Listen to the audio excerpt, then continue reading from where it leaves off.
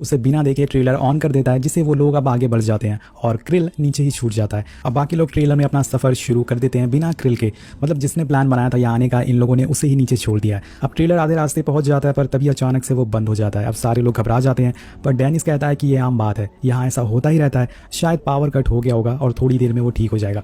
सारे उसकी बात से सहमत हो जाते हैं और अपनी इस ट्रिप को एंजॉय करना शुरू कर देते हैं। पर वहीं क्रिल अभी भी नीचे ही था और उसे पता चल जाता है कि कातिया उसके बिना ही चली गई है। इस वजह से वो दोबारा ऊपर नहीं जाता और अपना न्यू ईयर नीचे मनाने का डिसाइड करता है। वहीं हम उस स्टेशन के इंचार्ज को देखते हैं जो नीचे बेसमेंट में जाता है और जनरेटर को शुरू कर देता है, जिससे ट्रेलर दोबारा से स्टार्ट हो जाती है और सारे लोग बहुत खुश हो जाते हैं। इन लोगों के साथ एक यहाँ पर रॉनी नाम का लड़का भी होता है, जो कि इनका दोस्त होता है, जो दिखने में थोड़ा अजीब सा था। वहाँ रखे सारे सामानों को चेक करने लगता है, जिसमें उसे क्रिल का वही बैग मिलता है जो उसे नीचे लेने गया था, यानी कि उसका बैग यहीं पे था, लेकिन उसे ध्यान नहीं दिया। अब रॉनी बोलता है कि आखिर इस बैग में ऐसा क्या है जो क्रिल इतना बेताब होता जा रहा था। वो उसे खोलता है तो उसमें एक बियर की बोतल मिलती है और कुछ सामान होता है। इसी बीच कातिया आ जाती है और उससे वो बैग ले लेती है। तभी उसे उस बैग में एक बॉक्स मिलता है, जिसमें खोलने पर उसे एक रिंग मिलती है और ये देख के वो थोड़ा इमोशनल हो जाती है। उसे पता चलता है कि क्रिल ने ये ट्रिप क्यों प्लान करी थी। वो उसे शादी के लिए प्रपोज करना चाहता था, पर आज वो उसके साथ यहाँ मौजूद भी नहीं है। ये सारी बात सोचने के बाद कातिया उसे फोन लगाती है, लेकिन इतनी ऊपर तो नेटवर्क आना नामुमकिन था और उसके दोस्तों के भी फोन में नेटवर्क नहीं आ रहे थे, जिस वजह से उसकी क्रिल से बात नहीं हो पाती।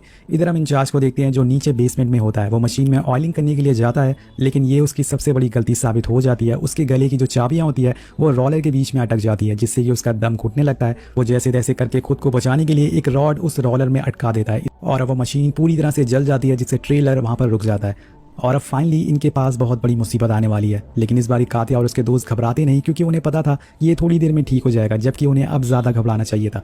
वेल, देखते ही देखते दोस्तों 12 बज जाते हैं और सारे लोग न्यू ईयर को एंजॉय करने लगते हैं और इसी एंजॉयमेंट में उनकी कब आंख लग जाती है उन्हें पता भी नहीं चलता। अब पूरी रात निकल चुकी थी और यहाँ से शुरू होती है असली मुसीबत।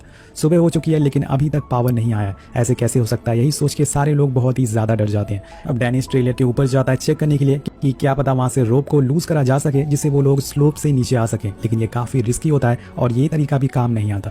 इसके बाद सारे लोग इमरजेंसी एग्जिट को ढूंढने लगते हैं। थोड़ी देर बाद उन्हें वो मिल भी जाता है, लेकिन वहां कोई रस्सी नहीं थी। अगर होती भी दोस्तों वो काम की नहीं आती, क्योंकि इस समय ये लोग 11,000 फीट की ऊंचाई पर हैं और शायद इतनी लंबी रस्सी आज तक बनी ही ना हो। अब सभी को पता चल जाता है कि वो मुसीबत में फंस चुके हैं और इसलिए सारे फैसला करते हैं कि वो अपना खाना थोड़ा थोड़ा खाएंगे, जिससे वो लोग मदद आने तक सर्वाइव कर सके। इधर हम क्रिल को देखते हैं जो इस बात से अनजान है कि उसके दोस्त कहाँ फंसे हैं। उसकी फैमिली को लग रहा था कि उसने शादी कर लिया, लेकिन ऐसा कुछ भी सच नहीं होता।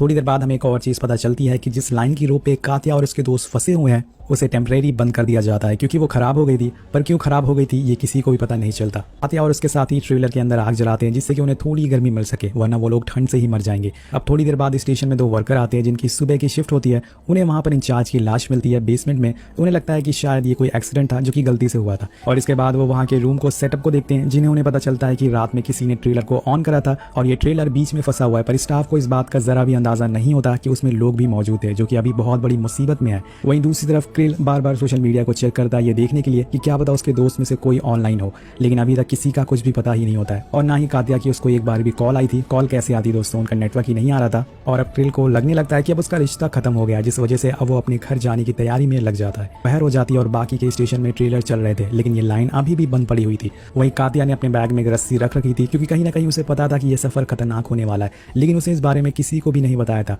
उसी रस्सी देखने के बाद रॉनी उस पर बहुत ही गुस्सा करता है कि उसने इस बारे में क्यों नहीं बताया था।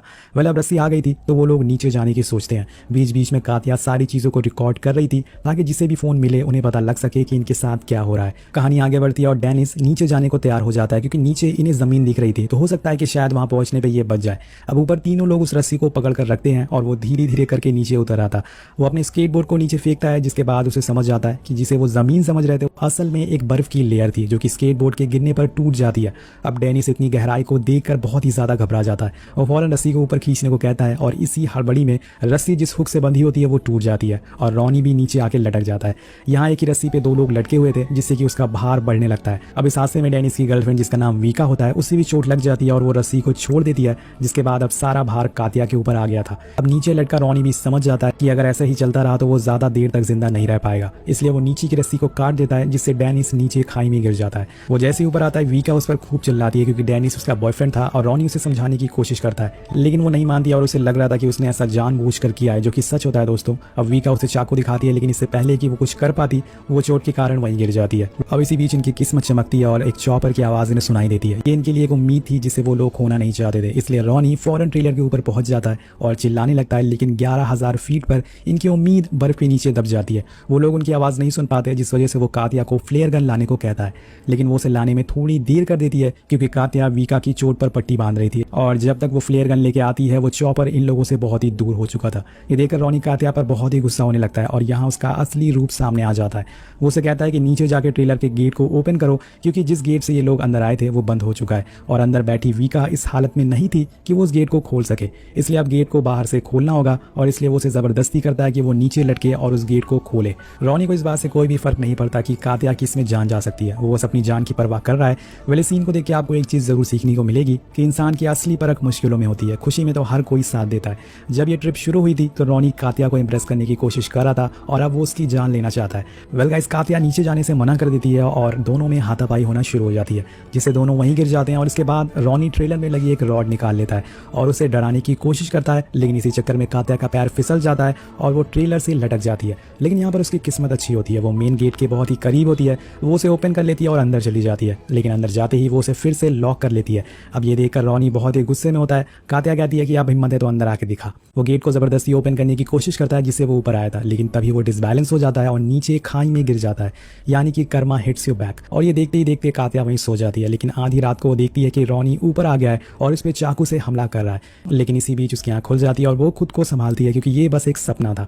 इधर हम क्रिल को देखते हैं जो एयरपोर्ट पहुंच चुका था अपने घर जाने के लिए, लेकिन वो एक आखिरी बार अपने दोस्त की सोशल मीडिया चेक करता है और फिर कातिया को कॉल लगाता है, पर वो फिर भी उसका फोन नहीं उठाती। अब ये सब देख के उसे कहीं ना कहीं लगने लगता है कि शायद उसके दोस्त किसी मुसीबत में फंस चुके हैं, इसलिए वो फ्लाइट में जाने की बजाय दोबारा से टैक्सी में बैठ जाता है और सीधा उसी स्टेशन आता है जहां उसने अपने दोस्तों को आखिरी बार देखा था।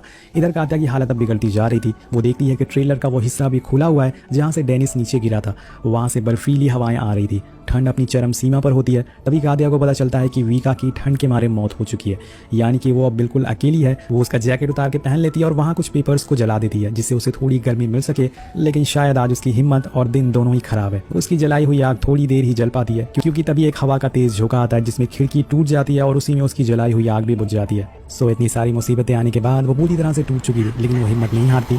कातिया एक वीडियो रिकॉर्ड करती है और बताती है कि उसकी एक बेटी भी है, वो क्रिल से बहुत ही प्यार करती है और उसने उसके साथ जो भी किया वो हर चीज़ के लिए माफ़ी मांगती है। अब ये सारी बातें बोलते हुए लगातार उसकी आंखों से आंसू गिरते जा रहे थे। अगर वो क्रिल के साथ नीचे चली गई होती तो शायद आज उसकी जान खतरे में ना होती। अब वो उसे बाय बोलकर रिकॉर्डिंग बंद कर देती है और कुछ देर बाद वहाँ हवा और तेज हो जाती है। अब पूरा ट्रेलर एक झूले की तरह लहराने लगता है। कातिया पूरी तरह से सहमिया और डरी हुई थी, जिस वजह से वो बेहोश हो जाती है। वो इतना ज़्यादा डर जाती है। वहीं एक तरफ क्रिल ट्रैफिक में फंस चुका था, वो परेशान हो जाता है और उसे जल्द से जल्द अपने दोस्तों के पास जाना था, इसलिए वो कार को छोड़कर वहीं से पैदल ऊपर जाने लगता है। वहाँ वो उसे इंचार्ज की मौत के बारे में पता चलता है, जिसे सुन के वो घबरा जाता है। इसके बाद वो अपने दोस्तों के बारे में उसे पूछता है तो वो लेडी कहती है कि हमें जहाँ तक पता है उस ट्रेलर में कोई भी इंसान अभी मौजूद नहीं है, हमने सभी को नीचे उतार लिया है। पर क्रिल कहता है कि मेरे दोस्त वहाँ अटके हुए हैं, मैं उन्हें रात में वहाँ पर ले गया था। अब ये सुन के वो लेडी काफ़ी गुस्से में भी आ जाती है। वहीं कातिया को एक आइडिया आता है। वो देखता है कि क्रिल को जो बैग था उसमें कुछ लाइट्स रखी हुई थी, लेकिन इससे पहले कि वो कुछ और सोचती एक जोरदार हवा आती है और जो उसे बचे हुए कनेक्टिंग रॉड्स थे वो भी टूट जाते हैं, जिससे ट्रेलर पूरी तरह से झूमने लगता है।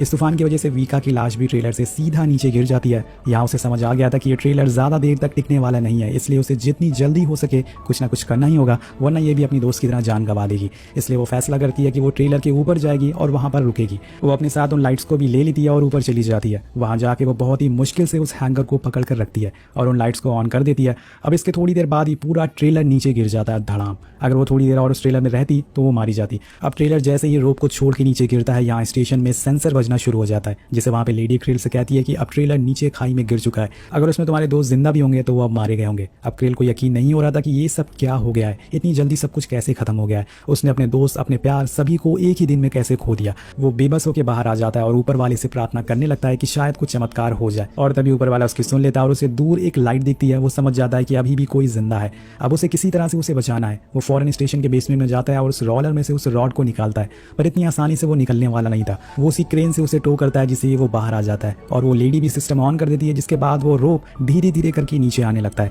अब दोस्तों जब सुबह होती है तो कातिया उसी हैंगर पर लटकी हुई स्टेशन पहुंचती है।